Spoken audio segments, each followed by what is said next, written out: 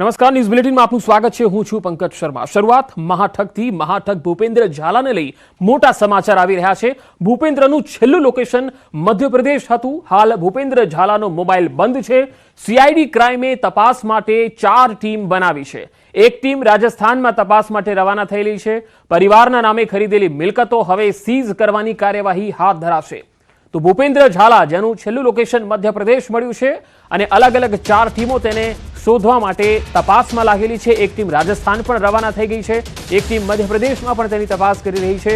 ભૂપેન્દ્ર ઝાલા કે જેણે 6000 કરોડનું કૌભાંડ આચર્યું છે અને લોભામણી લાલચો અને લોભામણી સ્કીમ આપી લોકો પાસેથી પૈસા ઉઘરાવ્યા અને હાલ એ ભૂગર્ભમાં ઉતરી ગયો છે અને તેની બ્રાન્ચ મહીસાગર, મોડાસા, અરવલ્લી અને વિજાપુર, આ સાબરકાંઠા, હિંમતનગરના મોટા ભાગના વિસ્તારોમાં તેની જે પેઢી, તેની કંપનીઓ છે, તેની બ્રાન્ચો છે, તેણે ખોલી હતી અને લોકોને લોભામણી લાલચ આપીને લોકોને છેતર્યા હતા। વધુ માહિતી મેળવીએ। સંવાદદાતા ગાંધીનગરથી ગીતા મહેતા જોડાયા છે। ગીતા, મધ્યપ્રદેશમાં છેલ્લું લોકેશન ભૂપેન્દ્ર ઝાલાનું જોવા મળ્યું છે। હાલ તપાસ ટીમો કયા પ્રકારની તપાસ થઈ રહી છે, કયા કયા રાજ્યોમાં થઈ રહી છે? જી, ભૂપેન્દ્ર ઝાલાને પકડવા માટે કુલ 4 ટીમો બનાવવામાં આવી છે। એક ટીમ હાલ રાજસ્થાન પણ તપાસ કરવા ગઈ છે, ત્યારે 3 ટીમો અલગ અલગ રાજ્યોમાં અલગ અલગ જગ્યાએ તપાસ કરી રહી છે। ભૂપેન્દ્ર ઝાલાના લાસ્ટ લોકેશનની વાત કરીએ તો તે લાસ્ટ લોકેશન મધ્યપ્રદેશ હતું, પરંતુ ત્યાર પછી તેમનો મોબાઈલ સ્વિચ ઓફ આવે છે અને તેની માલમત્તાની વાત છે ત્યાં સુધી તેમણે પરિવારોના નામે પણ તેમણે ઘણી બધી મિલકતો ખરીદી છે અને એ પણ સીલ કરવાના આદેશ જે છે તે ગૃહ વિભાગ દ્વારા આપવામાં આવ્યા છે। એટલે ટૂંક સમયમાં પરિવારો જે છે નજીકના તેની મિલકતો પણ સીલ કરવામાં આવશે।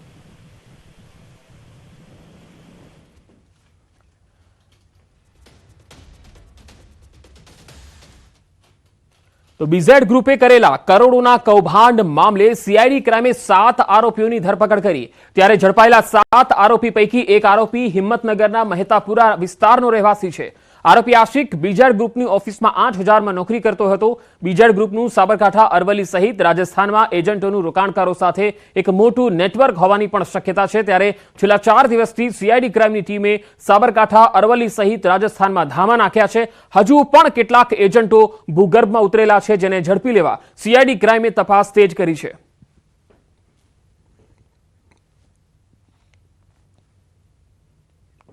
તો બનાસકાંઠામાં પણ બીઝેડ ઇન્ટરનેશનલ બ્રોકિંગને તાળા લાગી ગયા છે। સંચાલકો 3 દિવસથી ઓફિસને તાળા મારી અને રફુ ચક્કર થઈ ગયા છે।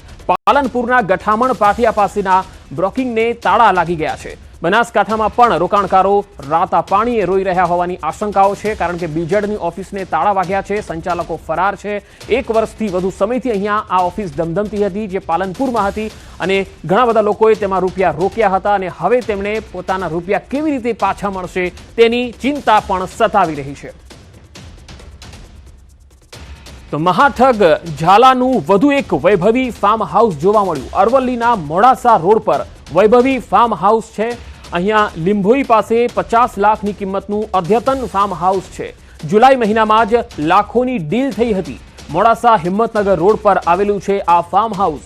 ફરાર બીઝેડ સીઈઓની સંપત્તિઓનો અરવલ્લીમાં પણ જમાવડો જોવા મળી રહ્યો છે।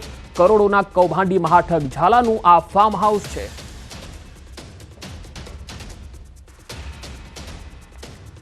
તો અરવલ્લીમાં બીઝેડ ફાઇનાન્સ સર્વિસમાં નોકરી કરતા યુવકની અટકાયત કરવામાં આવી છે। બીઝેડ ફાઇનાન્સમાં નોકરી કરતા યુવકનો પરિવાર ચિંતામાં છે। આરોપીના પિતાએ કહ્યું કે રણવીરસિંહ મહિને 12000 પગારમાં નોકરી કરતો હતો। તેમણે સરકાર પાસે ન્યાયની માંગ કરી છે। 12000 પગારના રીતે 1 વર્ષની નોકરી બજાવી। હાલ સીઆઈડી ક્રાઇમ બ્રાન્ચે જે ધરપકડ કરી છે એના લીધેથી અમારા પરિવારની અંદર શોક અને લાગણી બહુ છે, બરાબર। અને એમના એક પત્ની અને એક બાળકી નાની છે, 4 મહિનાની। હાલ એ લોકો ન્યાય માટે તડસી રહ્યા છે અમે બધા। બીઝેડ મામલે ભૂપેન્દ્રને શોધવા તપાસનો ધમધમાટ તેજ થયો છે। ભૂપેન્દ્ર ઝાલાનું લાસ્ટ લોકેશન મધ્યપ્રદેશમાં મળ્યું છે। ઝાલાનો મોબાઈલ બંધ આવી રહ્યો છે। 5 અલગ અલગ તસવીરો આપને બતાવી રહ્યા છે। પરિવારના નામે ખરીદેલી મિલકતો સીઝ કરવાની કાર્યવાહી પણ થવાની છે। હજારો લોકો સાથે હજારો કરોડની છેતરપિંડી કરનારો મહાઠગ ભૂપેન્દ્ર ઝાલા હજુ પોલીસ પકડથી દૂર છે, તો બીજી તરફ પોલીસ દ્વારા તપાસનો પણ ધમધમાટ તેજ કરાયો છે। ભૂપેન્દ્ર ઝાલાને પકડવા માટે 4 ટીમો બનાવવામાં આવી છે, જેમાંથી એક ટીમ રાજસ્થાનમાં તપાસ અર્થે રવાના થઈ હોવાની વિગતો છે, જ્યારે 3 ટીમો રાજ્યમાં અલગ અલગ જગ્યાએ તપાસ કરી રહી છે। આ દરમિયાન દિવસેને દિવસે તેના નવા કારનામાઓ ખુલી રહ્યા છે। દરરોજ ભૂપેન્દ્રના ઠાઠમાઠ અને વૈભવી મિલકતનો પર્દાફાશ થઈ રહ્યો છે। ભૂપેન્દ્રએ બિછાવેલી જાળમાં લોકો પૈસા રોકે તે માટે ઇનામ પણ આપવામાં આવતું હતું, જેમાં 5 લાખના રોકાણ પર મોબાઈલ ફોન અને 10 લાખના રોકાણ પર સ્માર્ટ ટીવીનું ઇનામ આપવામાં આવતું હતું।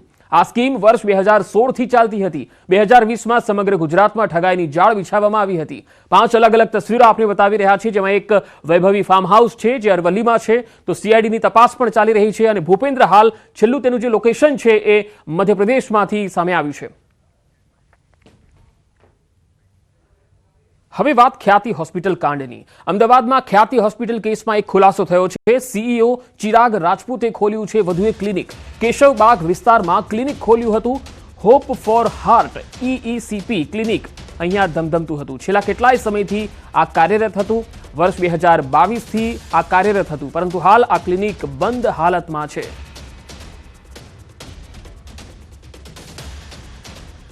ખ્યાતિ હોસ્પિટલ કાંડના મુખ્ય સૂત્રધાર ચિરાગ રાજપૂતનું વધુ એક ક્લિનિક છે તે સામે આવ્યું છે કે જે કેશવબાગની જે નજીક આવેલી શિવાલિક બિલ્ડિંગ છે કે જેમાં 3જા માળે 301 નંબરમાં તેમનું ક્લિનિક છે તે ચાલતું હતું।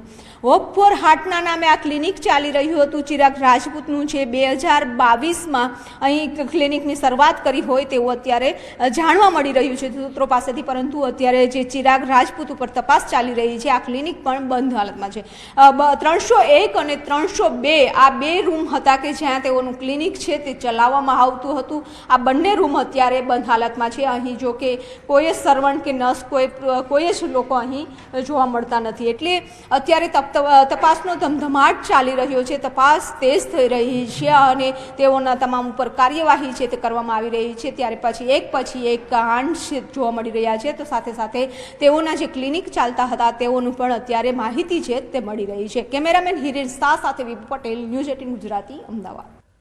રોકાણકારોને લોભામણી સ્કીમો આપી અને સારા વળતરની લાલચ આપી છેતરપિંડી કરવામાં આવી, ત્યારે દાહોદમાંથી લોભામણી સ્કીમો આપી છેતરપિંડી કરનાર એક શખ્સ પકડાયો છે। રિમોવા નામની એપ બનાવી રૂપિયા ડબલ કરવાની લાલચ આપી લોકો સાથે છેતરપિંડી કરતો હતો। આ છેતરપિંડી આચરનાર શખ્સની દાહોદ સાયબર સેલે સુરતથી ધરપકડ કરી 29,15,899 રૂપિયા પણ મળી આવ્યા। તપાસ દરમિયાન ફ્રોડની રકમ હજુ પણ વધે તેવી શક્યતા છે। ઓનલાઈન રિમોવા નામની એક એપ્લિકેશન ઇન્સ્ટોલ કરી અને એની અંદર ટ્રોલી બેગ કે અન્ય બાબતોમાં અલગ અલગ સ્કીમ હેઠળ રોકાણ કરાવી અને એ રોકાણની સામે ખૂબ જ ઊંચું વળતર મળશે એ પ્રકારની લાલચ આપી એપ્લિકેશનમાં રોકાણ કરાવ્યું હતું। અને રોકાણ કરાવ્યા બાદ કોઈ વળતર પણ નહીં આપી અને જે પૈસા હતા એનું ફ્રોડ થયું હતું। ગુનાના જે આરોપી છે લક્ષ્મણ પરમાર કે જેઓ મૂળ ગોધરા રહેવાસી છે એમને પકડી પાડ્યા છે અને એમના ટોટલ 3 દિવસ જેટલા રિમાન્ડ પણ મળ્યા છે। જૂનાગઢમાં મહંત અને નેતા સામસામે જોવા મળ્યા। મહેશ ગીરીના જવાબ પર ગિરીશ કોટેચાએ જવાબ આપ્યો। મહેશ ગીરીએ કહ્યું, ગિરીશ કોટેચાને ભવનાથ મંદિર હડપ કરી લેવું હતું। મનપાના કૌભાંડોનું લિસ્ટ ખોલીશ તો તારું નામ પહેલા આવશે। તો પૂર્વ ડેપ્યુટી મેયર ગિરીશ કોટેચાએ જવાબ આપતા કહ્યું કે મંદિરનો ખોટો રીતે કબજો લીધો છે। આ સાથે તેમણે ચેલેન્જ આપતા કહ્યું કે મહેશ ગીરી જેટલા ચોપડા હોય એટલા ખોલી લે। અને એ ભાઈનું નામ છે ગિરીશ કોટેચા। વિકાસ ઝીરો ગિરિયો હીરો। અલ્યા તું હું છે ભાઈ? તું કઈ શંકરાચાર્ય છે? બે સાધુ શાંત થાઓ, બે સાધુ। અલ્યા તું શંકરાચાર્ય આશીર્વાદ આપવા માંગે છે? તું છે હું? અને મેં પહેલા જ કીધું તું કે રાજકારણ વાળા બધાય આનાથી દૂર રહો। આ જે અમારો મામલો છે અમે જોશું અને પ્રશાસન જોશું। તું છે શું? આ હું કે બે જણા શાંત્રીઓ? તું ઠેકો લઈ રાખ્યો છે તે જુનાગઢનો ધર્મનો ઠેકો લઈ રાખ્યો છે? મગજ ફાટી જશે મારું। જુનાગઢ બદનામ થઈ રહ્યું છે તો તે હું નામ કમાયું જુનાગઢનું? તારી જેમ કોઈની જગ્યા પડાવવા નથી। પહેલી જ વાત, એ ભાજપનો છે જ નહીં। ભાજપનો હતો, કાઢી મૂક્યો છે એટલે અહીંયા આવ્યો જુનાગઢ। કા ટિકિટ તને પાછી નું આપ્યું? તારી કેવી એવી કામગીરી હતી કે તને અત્યારે પાછી ટિકિટ આપવી જોઈએ? તારો શ્રી રવિશંકર આર્યનો અત્યારનો હું સંબંધ છે એનો ખુલાસો કર। તું વાત કરાય કે શ્રી રવિશંકર એમ કહી દે કે આ હારો માણસ છે તોય ખબર પડે ને. ત્યાંથી કાઢી મૂક્યો છે. જુનાગઢના ભૂતનાથ મંદિરનો જેને કબજો લીધો ને એ ટોટલ ખોટો લીધો. અમને પણ નથી ખબર પડી કે રાતોરાત કેમ બેસી ગયો. અમદાવાદ કોસ્ટગાર્ડની જાસૂસી કરતા યુવકની ધરપકડ કરાઈ છે. ગુજરાત એટીએસે ઓખાથી ગોહિલ દીપેશની ધરપકડ કરી છે. ભારતીય જળ સીમામાં રહેલા કોસ્ટગાર્ડની માહિતી પાકિસ્તાન પહોંચાડવાનો આરોપ હતો. પાકિસ્તાની જાસૂસી એજન્સી સાથે સંપર્કમાં રહી અને માહિતી મોકલતો હતો. કોસ્ટગાર્ડની શિપની મૂવમેન્ટની જાણકારી આપતો હતો. વધુ માહિતી સાથે સંવાદદાતા નવીન ઝા જોડાયા છે. નવીન, પાકિસ્તાની જાસૂસી એજન્સી સાથે જે સંપર્કમાં હતો દીપક, ખરેખર તેની કેટલા સમયથી શું માહિતી તેણે મોકલી છે? જે રીતે પંકજ અત્યારે માહિતી મળી રહી છે કે દીપેશ ગોયલ નામનો વ્યક્તિ જે છે તેની ઓખાથી ધરપકડ કરવામાં આવી છે. ખાસ કરીને પાકિસ્તાનીઓ જે છે તેમના જે જાસૂસ એજન્સીઓ છે તે આવા દરિયા વિસ્તારમાં રહેતા યુવકોને ટાર્ગેટ કરતા હોય છે સોશિયલ મીડિયાના મારફતે. જેમાં તે લોકો બે રીતે, એક તો પૈસાની લાલચ આપીને અથવા હની ટ્રેપનો શિકાર કરતા હોય છે. તો દીપેશ ગોયલ પણ આ પ્રકારનો ભોગ બન્યો છે અને તેને આરોપી બનીને એટલે દેશની વિરોધી ગતિવિધિઓ કરી છે, જેના કારણે ગુજરાત એટીએસે તેની ધરપકડ કરી છે. તેની પૂછપરછ ચાલુ છે. જોકે તેને કઈ માહિતી પહોંચાડી છે તે જાણવા માટેની જે એટીએસની ટીમ છે તે તેના મોબાઈલ અને અન્ય વસ્તુઓને એફએસએલમાં મોકલી આગળની કાર્યવાહી કરી રહી છે. જી નવીન, આભાર માહિતી આપવા માટે. તો દીપેશ ગોહિલ કે જેની ધરપકડ કરી લેવામાં આવી છે, કોસ્ટગાર્ડની માહિતી તે પાકિસ્તાન સુધી પહોંચાડતો હતો. સમગ્ર રાજ્યભરમાં હાલ રાશન કાર્ડ ધારકો માટે ઈ-કેવાયસી ફરજિયાતનો નિર્ણય કરાયો છે. હવે આ નિર્ણયને કારણે આજે લોકો લાઇનોમાં ઉભા રહેવા મજબૂર છે. આ તસવીરો જુઓ. પોરબંદરમાં પણ ઈ-કેવાયસી માટે અરજદારો વહેલી સવારથી જ કતારો લગાવીને બેસી જાય છે. ઈ-કેવાયસી કરાવવા માટે સવારથી જ પોરબંદરમાં મામલતદાર કચેરી ખાતે અરજદારો રજળપાટ કરી રહ્યા છે. પરિસ્થિતિ એવી છે કે અરજદારોની સંખ્યા વધારે છે અને સામે કામગીરી કરનારા કર્મચારીઓ ઓછા. આ કામગીરી ટોકન પ્રમાણે કરવામાં આવી રહી છે, જેથી લોકો સેન્ટરના 2-3 દિવસ સુધી ધક્કા ખાય છે. ત્યાં ગયા તો એમને કહ્યું ભાઈ તમારે કેવાયસી કરવાનું છે એટલે તમે લિંક કરાવી આવો. એટલે અહીંયા આવ્યા છે તો એમ કે તમારા આધાર કાર્ડમાં મોબાઈલ નંબર દર્જ નથી. સાહેબ જોડવા માટે મને કહી તમારે જોડવા માટે જવું પડે. હવે ત્યાં ગયા તો એને અટાણે તમારે ટોકન લેવું પડે. સવારે 10 વાગે આવો, એ ટોકન દઈ પછી તમારું ચેક થાય અને પછી તમારા મોબાઈલ નંબર દર્જ થાય. હવે સાહેબ જે તે વખતે અમે કર્યા હતા તે દી નાખ્યા હતા, અટાણે અમારા મોબાઈલ નંબર એમાં નથી. મારા ઘરના હાર્ટની તકલીફ છે. સવારમાં સાહેબ અમે 7 વાગે આવીને કેમ અહીંયા ઉભા રહીએ? કેટલા દિવસથી અમે અહીંયા આટા મારીએ છીએ પણ અમારો વારો આવતો નથી. કેટલા દિવસના કૂપન માટે ધક્કા ખાય છે. અમારું કૂપન રદ કર્યું છે. હવે કેવાયસી કરવા માથી કે માં જાઓ અમે આજે 3 દિવસથી દોડા કરીએ છીએ, અમને કોઈ કઈ જવાબ આપતા નથી. તો અમારે આનું શું કરવું? લોકોને એટલી જ અપીલ છે મારે કે જે લાઈનો લગાવે છે એમાં કોઈ થોડી ધીરજ રાખીને કામ કરે. અત્યારે સરકારનો જે નવો પ્રોજેક્ટ છે જે ચાલુ થયું છે અને અમારા લોકો જે છે સતત આના માટે મહેનત કરે છે. સવારે 9 વાગે અમારા ઓપરેટર અને નાયબ મામલતદાર આવી અને લાગી જાય છે અને રાતે 9 વાગ્યા સુધી બેસે છે. અને છેલ્લો અમારા 10 દિવસના આંકડા જોઈએ તો કાયમીના અરાઉન્ડ 800 જણાનું ઈ-કેવાયસી કરીએ છીએ. સુરેન્દ્રનગરના લીંબડી પોસ્ટ ઓફિસમાં વહેલી સવારથી જ લોકોએ આધાર કાર્ડ માટે લાઈનો લગાવી હતી. આધાર કાર્ડની કામગીરી માટે ફક્ત એક જ સેન્ટર હોવાથી લોકોને મુશ્કેલી પડી રહી છે. દરરોજ 30 કૂપનો અપાઈ રહી છે, પરંતુ 30માંથી ફક્ત 25 લોકોને જ કૂપનો મળે છે. લોકો એવો આક્ષેપ પણ લગાવી રહ્યા છે. લોકોને 2 થી 3 દિવસ સુધી આધાર કાર્ડ સેન્ટરના ધક્કા ખાવાની નોબત આવે છે. અહીં વહેલી સવારથી જ ઠંડીમાં અરજદારો લાઈનો લગાવે છે. આ તરફ અરજદારોનું કહેવું છે કે પીવાના પાણીની અહીંયા કોઈ જ સુવિધા હોતી નથી.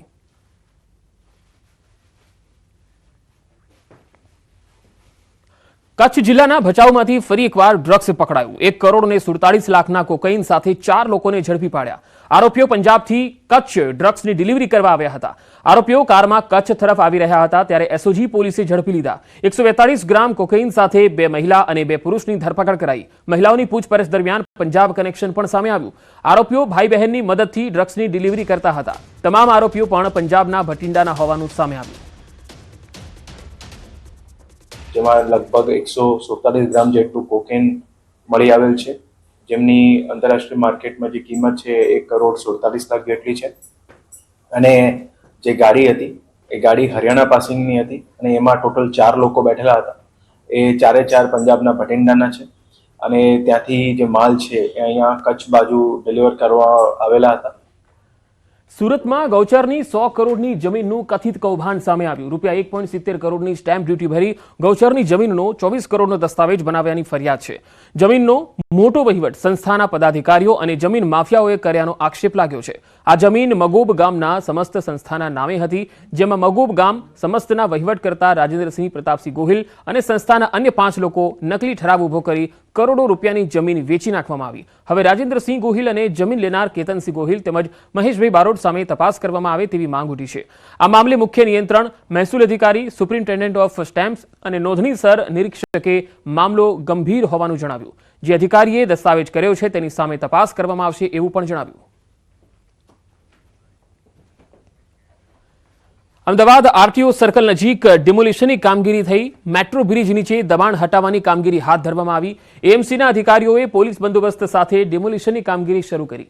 એક વ્યક્તિએ પોતાની જમીન હોવાનો દાવો કર્યો. અગાઉ મેગા પ્રોજેક્ટ સાથે જમીન સંપાદન અંગે ડીલ થઈ હતી, છતાંય એએમસીની ટીમે કોઈ નોટિસ વગર ડિમોલિશન શરૂ કર્યું હોવાના આરોપ છે.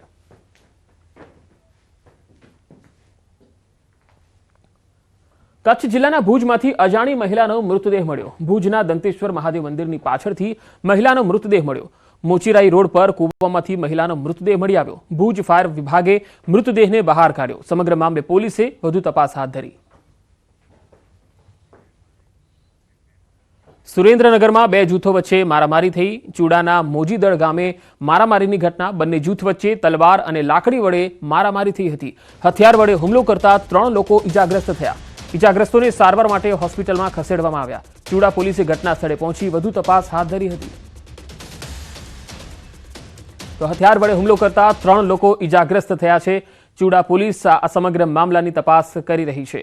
તસવીરોમાં જોઈ શકાય છે કે કેવી રીતે 2 જૂથ સામસામે આવી ગયા હતા અને હથિયારો સાથે બાખડવા લાગ્યા.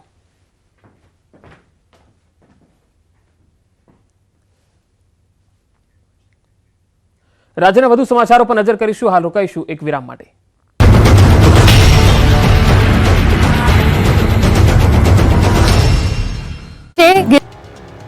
અંજારના ભુવડ નજીક જ એક કેમિકલ કંપની આવી રહી છે અને જેની લોક સુનાવણી શરૂ થાય તે પહેલા જ 20 ગામના લોકોએ અધિકારીઓને ઘેર્યા.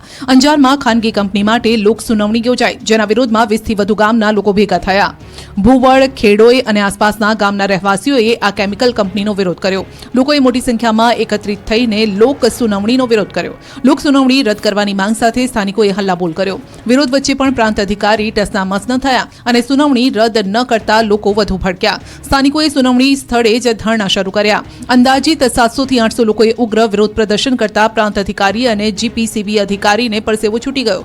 લોકોને સાંભળ્યા વગર લોક સુનાવણી પૂર્ણ જાહેર કરી અંજાર પ્રાંત અને જીપીસીબી અધિકારીએ ચાલતી પકડી. નોંધનીય છે કે અંજારના ભુવડ પાસે કેમિકલ ઉપરાંત સ્ટોરેજ કંપની આવી રહી છે. ગ્રામજનોએ આ કંપની સામે વિરોધ વ્યક્ત કરી લડત કરવાની તૈયારી બતાવી છે. ગામ નજીક આવતી કેમિકલ કંપનીથી માનવ વસાહત પાસે જ હોવાથી વ્યાપક નુકસાન થશે તેવો ભય છે. 3 થી 4 તળાવો જે આ ગામની જીવાદોરી છે તે પણ દૂષિત થશે. 3000 થી વધુ પશુધનને નુકસાન થશે. આ વિસ્તારમાં બાગાયતી અને ખેતીના પાકોમાં પણ વ્યાપક નુકસાન થશે તેવો લોકોને ડર છે. વડોદરામાં દબાણકર્તાઓ પર 10 દિવસથી તવાઈ ચાલી રહી છે. વિવિધ વિસ્તારમાં ખડકી દેવાયેલ દબાણો પર બુલડોઝર ફરી વળ્યું છે. વડોદરાના મનપા કમિશનર દિલીપ રાણા એક્શન મોડમાં છે. શહેરમાં સતત 10મા દિવસે દબાણ હટાવવાની કાર્યવાહી યથાવત છે. ગુરુવારે પિરામિતા રોડ પર આવેલું ફિશ માર્કેટ સીલ કરાયું. રાવપુરા પોલીસના ચુસ્ત બંદોબસ્ત સાથે ફિશ માર્કેટ સીલ કરવામાં આવ્યું. અનેક નોટિસ બાદ પણ પરવાના ફી ન ભરતા ફિશ માર્કેટ સીલ કરાયું. છેલ્લા 5 વર્ષથી વધુ સમયથી નોટિસ આપ્યા છતાં પણ કોઈ કાર્યવાહી કે પછી ફી નહોતી ભરવામાં આવતી, જેથી વડોદરા કોર્પોરેશનની માર્કેટ શાખા અને દબાણ શાખાની સંયુક્ત કાર્યવાહી અહીં ચાલી. શહેરના રાજમહેલ રોડ ઉપર પિરામિતા પોળની અંદર આવેલા મચ્છી માર્કેટ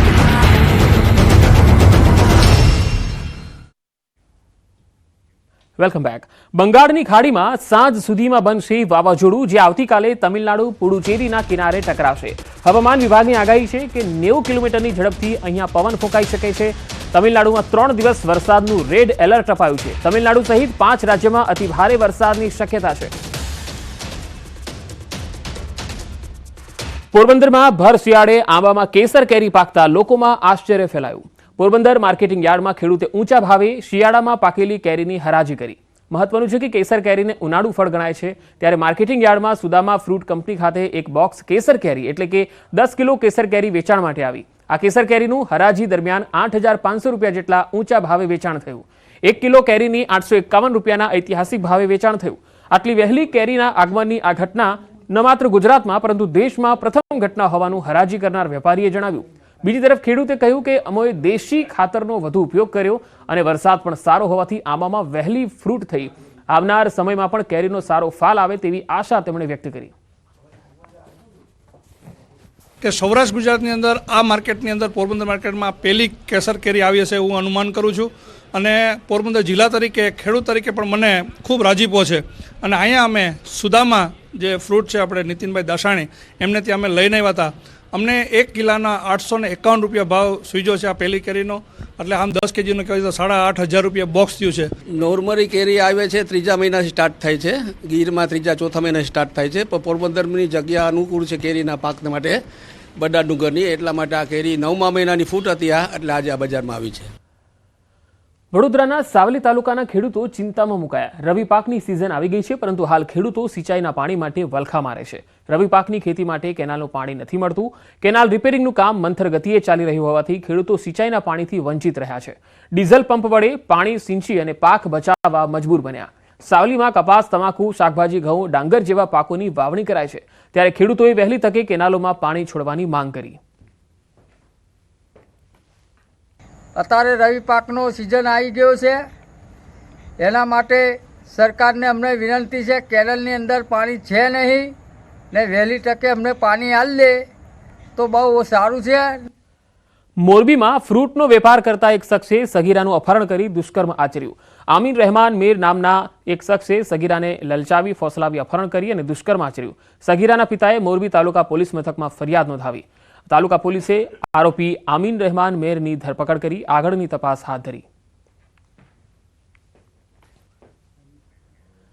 અમદાવાદના લારી ગલ્લા પાથરણા સંઘ સંગઠન નિર્માણની બેઠક મળી. આ બેઠકમાં પાથરણાવાળાએ તંત્ર સામે પોતાની વિવિધ માંગ મૂકી. તેમણે સ્ટ્રીટ વેન્ડર પોલિસી માટે વોર્ડ વાઇઝ ચૂંટણીની માંગ કરી. સિલેક્ટેડ કમિટીને કાઢીને ઇલેક્ટેડ કમિટી કામ કરે તેવી માંગ કરી.